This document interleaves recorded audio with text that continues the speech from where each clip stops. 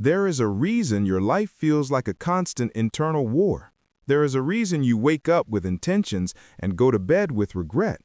And there is a reason the word lazy has slowly become one of the most damaging lies ever taught to you. Because what if I told you that laziness does not exist the way you think it does? What if I told you that what you call laziness is actually a hidden program inside your brain, a survival protocol far older than modern society, and that 400 years ago, Japanese samurai found a way to hack that program completely, a way to bypass resistance, destroy procrastination, and move forward without motivation, without force, and without self-hatred, a way they called kyojutsu. And today, you will learn how to use it to take back control of your mind, your body, and your destiny. But first, understand this. You were never the problem. You were never broken. You were simply fighting your own mind the wrong way. And you always lose when you fight the mind with force. Now imagine yourself sitting in front of a to-do list. It could change your life. The tasks are important. You know they matter. You know they are necessary, but you just can't start. The more you stare, the heavier your chest feels. The more minutes pass, the more guilt grows inside you. You tell yourself things like, I'll start in 5 minutes. I need to be in the right mood. I work better under pressure. Hours pass. Nothing gets done. And the voice inside you becomes cruel. Why am I like this? Why can't I just be disciplined? What is wrong with me? But here is the truth that no one ever told you. You are not lazy. You are not weak. You are not unmotivated. You are experiencing an ancient biological response that has kept humans alive for hundreds of thousands of years. Modern neuroscience confirms something that the samurai understood centuries ago. The brain is not designed to make you successful. It is designed to make you survive. And survival means conserving energy at all costs. Any task that feels uncertain, uncomfortable, overwhelming, unfamiliar, or associated with possible failure triggers a protective response. That response is what you experience as resistance. That response is what you call laziness. But it is not laziness.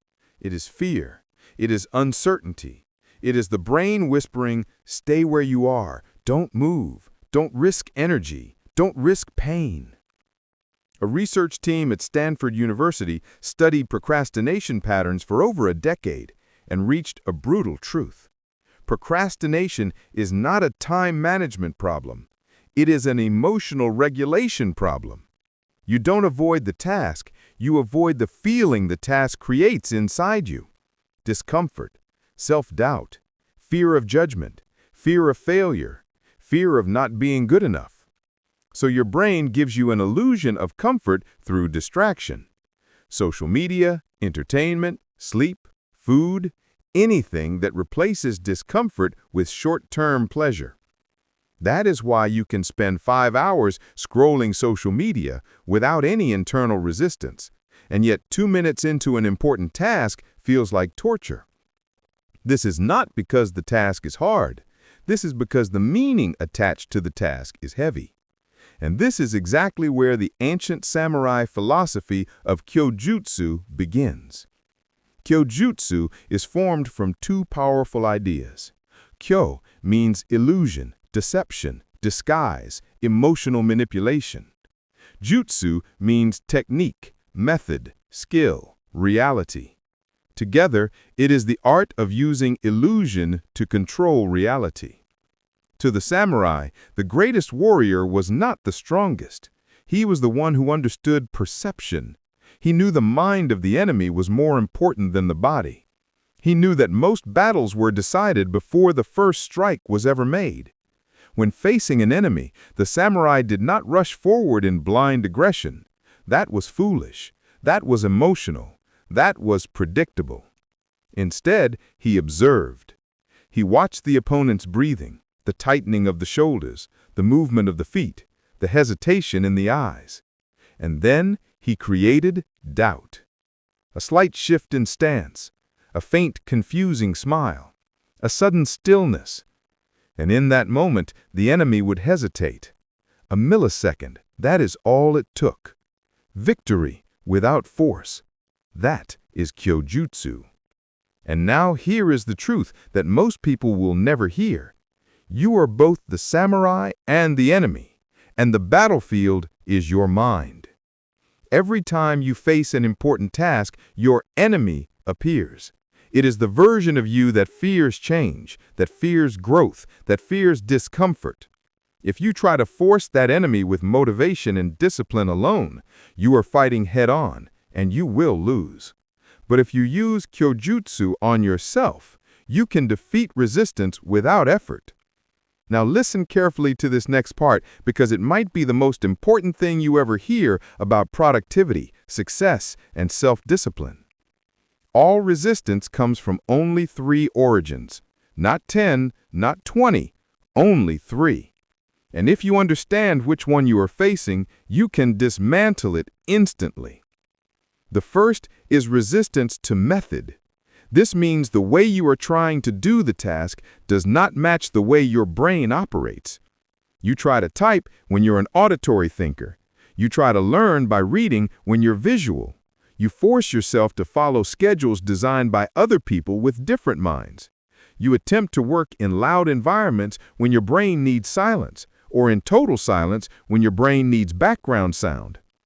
So your mind rebels, not because it is lazy, but because it is wired differently. The samurai never fought with another warrior style. They fought with their own. They discovered their natural rhythm and turned it into a weapon. The second is resistance to time. You may be trying to force productivity at a time when your mind and body are at their weakest. Every human has an internal biological clock, a circadian rhythm. Some minds are sharp in the early morning, others ignite late at night. Forcing yourself to act during your lowest energy window is like trying to win a battle while bleeding. The samurai trained according to seasons, sunlight, and body cycles. They did not force the body when it was depleted. They worked with nature, not against it. The third is resistance to purpose. And this is the most brutal of all. Sometimes you cannot start a task because, deep down, it is not aligned with who you are becoming. It may be aligned with who society told you to be, with who your parents expected, with who your younger self dreamed of, but not who you are now. And your brain knows it, so it fights silently. A study by the University of Melbourne found that almost 80% of abandoned projects are not abandoned because of lack of discipline, but because the person subconsciously realizes that the project has no emotional meaning for them. The samurai understood this. They did not choose random battles. Every fight had meaning. Every movement had intention. Every act was tied to something larger than the self. When you label yourself as lazy, you are disrespecting a very intelligent internal signal that is trying to guide you. It is not an enemy. It is a messenger. And once you understand the message, you can transform your entire life. But there is one more level, a deeper technique, a secret that separates a master from a beginner. And it comes from the training of the greatest swordsman who ever lived, Musashi Musashi. Musashi fought over 60 duels, 60 life and death battles. One mistake meant death, and he never lost. Not because he was stronger, not because he was faster, but because he understood one critical truth. Battles are won before they begin. He said, victory belongs to those who prepare the ground. Now understand what that means for you. You do not fail because you are incompetent. You fail because your environment is designed for your failure. Distractions everywhere, phone in your hand, notifications constantly pulling you, chaos on your desk, noise around you. The modern battlefield is toxic, and yet you blame yourself for losing. This is where Kyojutsu becomes a weapon for your own success instead of a tool of war. The samurai did not only prepare their minds, they prepared the entire environment. The ground they stood on, the distance between them and the enemy, the lighting, the obstacles, the positioning of the sun. Everything was calculated. And when the battlefield was prepared correctly, the battle itself became almost effortless. The same is true for your life. A disorganized environment increases the stress hormone cortisol by over 30%. That stress reduces focus, memory, and decision-making. Simply cleaning your environment, controlling light, reducing visual noise, positioning your body correctly, and removing distractions can change your mental performance instantly. This is not motivation. This is neuroscience. This is Kyojutsu. You are not supposed to rely on willpower. Willpower is a limited resource that fades throughout the day. You are supposed to design an environment so aligned with your goal that the path of least resistance is the path of progress. The environment should make action easier than procrastination. When that happens, your brain stops fighting. It stops resisting. It flows. And flow is the ultimate state of power. In flow, time disappears. Effort dissolves. Doubt fades. You become one with your task. That is the mental state samurai trained for, and that is the state you must learn to enter at will. But there is still a final barrier, a final lock on the mind, the moment of starting, the first step. This is where most people fail, because when they look at the full picture, the full task, the mountain ahead, their brain calculates the energy required and immediately shuts down. Too big, too heavy, too dangerous, too much uncertainty. And so they freeze. But Kyojutsu has a trick so simple, so small, and so powerful that it disarms the mind completely. The minimum viable action, the micro-movement, the invisible first step. If you tell yourself, I will work for 3 hours, your mind panics. If you tell yourself, I will finish the entire project today, your mind shuts down. But if you say, I will just open the notebook, or I will write 1 sentence, or I will stretch for 30 seconds, the mind has nothing to fear. It accepts, it moves, and once movement begins, the resistance collapses. Because starting is 80% of the battle. Motion creates momentum. Momentum creates confidence. Confidence creates identity. And identity creates destiny. This is the gateway. This is the turning point. This is where your old self and your new self separate. But there is still more you must learn. Because once you start, you must learn how to continue, how to protect your energy, how to maintain the warrior's state, how to prevent distraction from slipping back in, and how to turn this from a technique into a way of life. That is what you will discover in Part 2, where we will go even deeper into the sacred laws of the samurai mind, the flow cycles, the ritual of beginning, the death of procrastination, the rebirth of purpose, and the final transformation that will make laziness not just disappear, but become impossible. Now pause this for a moment and ask yourself one simple, powerful question. If you were not lazy, if you were not broken, if you were simply misaligned, then what is the first micro step you could take today to realign your life? Because that first micro step is where your new path begins. If you have made it this far, you have already done something most people fail to do. You have stayed. You have not run. You have not escaped into distraction. And that alone is proof of a hidden strength you may not even realize yet. But now, we go deeper. Because in the life of a samurai, understanding is not enough. Knowledge without application is meaningless. Insight without action is just another illusion. Part 1 revealed the battlefield. Now in Part 2, you will learn how to take control of it. You will learn how to enter the state where effort disappears, resistance melts, and life begins to move with you instead of against you. This is where Kyojutsu becomes more than a philosophy. It becomes a ritual, a living technique, a way of breathing through the world. Ancient samurai believed that every morning you are reborn as a new warrior. Yesterday's failures do not follow you unless you drag them along. Yesterday's doubts do not define you unless you invite them back. That is why their first practice had nothing to do with fighting. It had everything to do with alignment. They called it the ritual of empty mind.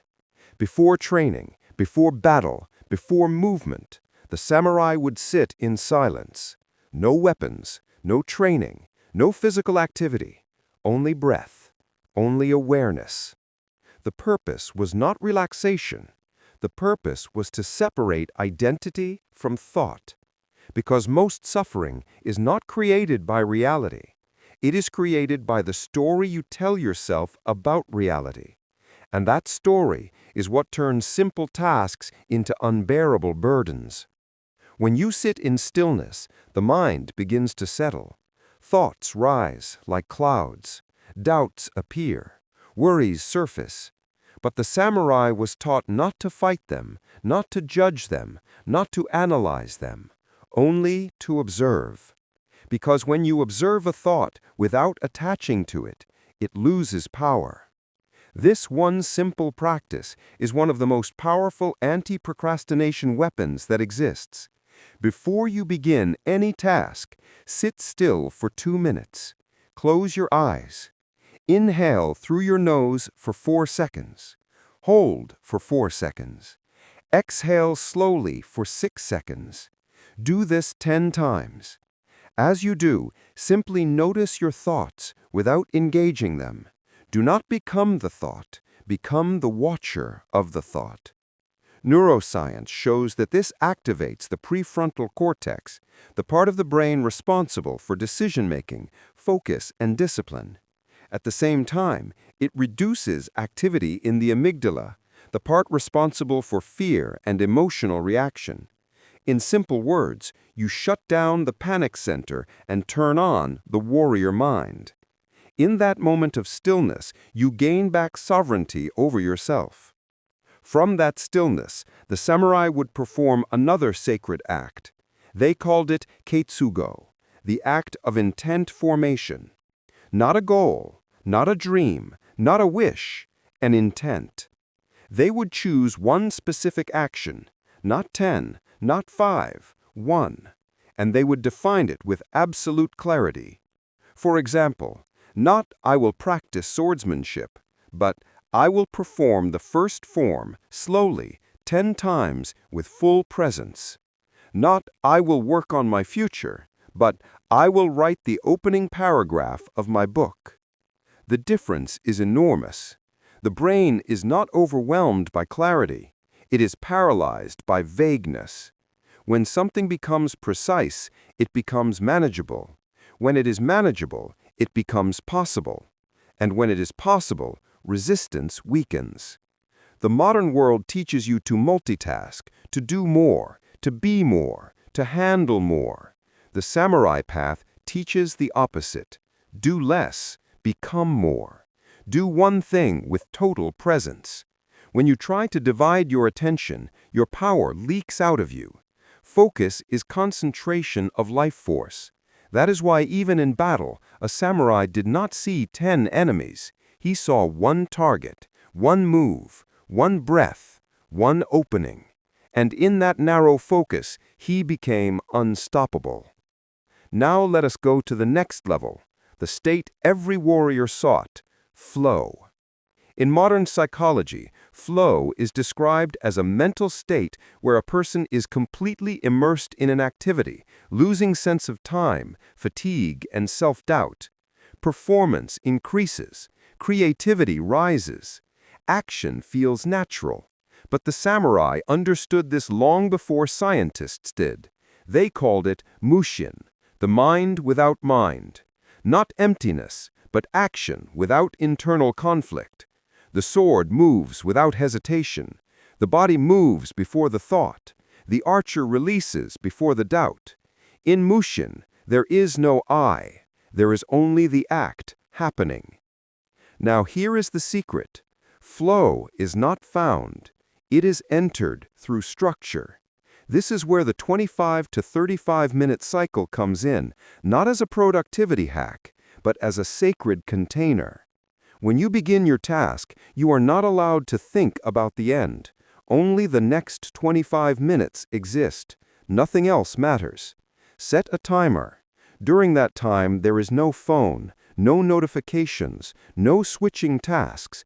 Even if you feel stuck, you remain. The samurai did not leave the battlefield because it got difficult. And in the same way, you do not leave the work because it feels uncomfortable. You stay, you breathe, you move your hand, you continue. And something powerful happens. The mind stops fighting. It stops negotiating. It accepts the present moment. And that is when flow begins to form. After 25 minutes, stop, even if you feel you can continue, especially if you feel you can continue. Stand up, stretch, walk slowly, drink water. No phone, no dopamine, no distractions. Give the mind and body a conscious break. This trains discipline without suffering. Then return for another cycle. Over time, these cycles rewire the brain. Work becomes natural. Resistance weakens. Confidence grows. A new identity is born. You are no longer someone who tries. You are someone who acts. But there is one more layer to master. The enemy that never sleeps. Distraction. The modern battlefield is filled with enemies you cannot see. Notifications, messages, emails, endless content. The mind is attacked thousands of times per day. Every interruption is a small death of focus, a small reset, a small weakening of your power. The samurai protected their mind like a sacred temple. And you must learn to do the same. When you enter your work cycle, you must become unreachable. Airplane mode, tabs closed, notifications off, a clear space. This is not isolation. This is preparation. This is respect for your mission. Every time you protect your focus, you strengthen your identity as a disciplined warrior. Now, I want you to understand something that goes beyond technique, beyond neuroscience, beyond productivity. The true goal of Kyujutsu is not simply to get more things done. It is to free you from the illusion that you are weak, from the story that you are lazy, from the belief that you must wait for motivation. Motivation is a slave emotion. It comes and goes. Masters do not wait. Masters prepare. They align. They move. And through movement, motivation is created as a side effect. The more you practice this, the more you will notice something shocking. Tasks that once felt impossible now feel neutral. Neutral becomes manageable. Manageable becomes easy. Easy becomes natural. And natural becomes who you are. This is the real transformation. Not a change in what you do, but a change in who you believe yourself to be. Because identity is the deepest battlefield, and when the inner war ends, the outer world begins to obey. But there is still a final truth you must accept, something that separates those who will win from those who will remain trapped. The samurai did not live in comfort, they lived in discipline. Not because it was forced, but because they understood that freedom is built on structure. You cannot have a powerful mind and a weak routine. You cannot have clarity and a chaotic life. Every ritual you repeat becomes a brick in the foundation of your future. So choose wisely what you repeat. The micro step you take today will shape the macro life you live tomorrow. So now I ask you again, not as a viewer, but as a warrior in the making. What is your first micro step? Not tomorrow, not next week, now. Is it opening the notebook, cleaning the desk, turning off your phone, standing up and straightening your spine? Whatever it is, that is your first act of rebellion against the lie of laziness. And when you do it, remember this: you are not forcing yourself. You are returning to your true nature. You are not becoming someone new. You are remembering who you were always meant to be. The mind of a samurai. Calm in the face of resistance, aligned in the face of chaos, moving forward without effort, without motivation, without fear.